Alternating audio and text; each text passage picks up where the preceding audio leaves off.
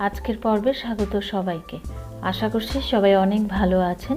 গরমে বাইরে থেকে এসে ঠান্ডা ঠান্ডা শরবত খেতে কিন্তু অনেক বেশি ভালো লাগে। তাই আজকে আমি আপনাদের জন্য শেয়ার করছি ব্যানানা মিল্কশেক। আশা করছি আমার আজকের রেসিপিটি আপনাদের অনেক ভালো লাগবে। ভালো লাগলে একটা লাইক দিবেন আর সাবস্ক্রাইব করে আমাকে উৎসাহিত করবেন। তো কথা না বাড়িয়ে চলুন শুরু করা যাক। ব্যানানা মিল্কশেক বানানোর জন্য আমি এখানে একটা পাকা কলা নিয়েছি, আর কলাটা একটু বেশি পাকা। আর কলাটাকে এভাবে ছুরি দিয়ে কেটে নিচ্ছি। আর ব্যানানা মিল্কশেক বানিয়ে সাথে সাথে খেয়ে ফেলতে হবে, এটা কিন্তু ফ্রিজে রেখে খেলে কারণ ফ্লেভারটা নষ্ট হয়ে যায়। আর যেহেতু কলা দিয়ে বানানো, সেটা অনেকটা কালো হয়ে যেতে পারে। তো কলাটা আমি ছুরি দিয়ে এভাবে কেটে নিয়ে একটা ব্লেন্ডার জারের মধ্যে দিয়ে দিচ্ছি।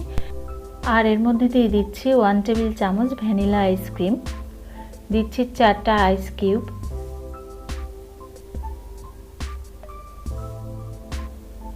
আর দিয়ে দিচ্ছি 1 কাপ দুধ। দুধটাকে আমি আগে থেকে জাল করে ঠান্ডা করে নিয়েছিলাম।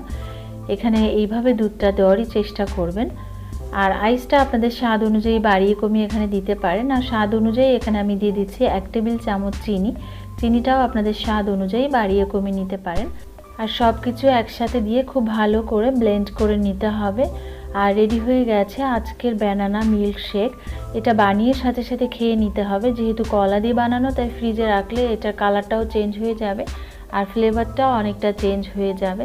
এবার পছন্দ মতো যে কোনো গ্লাসে এটা ঠান্ডা ঠান্ডা গরমে পরিবেশন করুন, খেয়ে তৃপ্তি লাগবে আর প্রাণও ঠান্ডা হবে।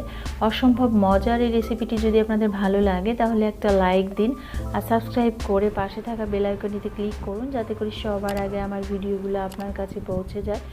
আগামী পর্বে কথা হবে আরও একটি সহজ ও সুন্দর রেসিপি নিয়ে। সে পর্যন্ত সবাই খুব ভালো থাকবেন। Thank you so much.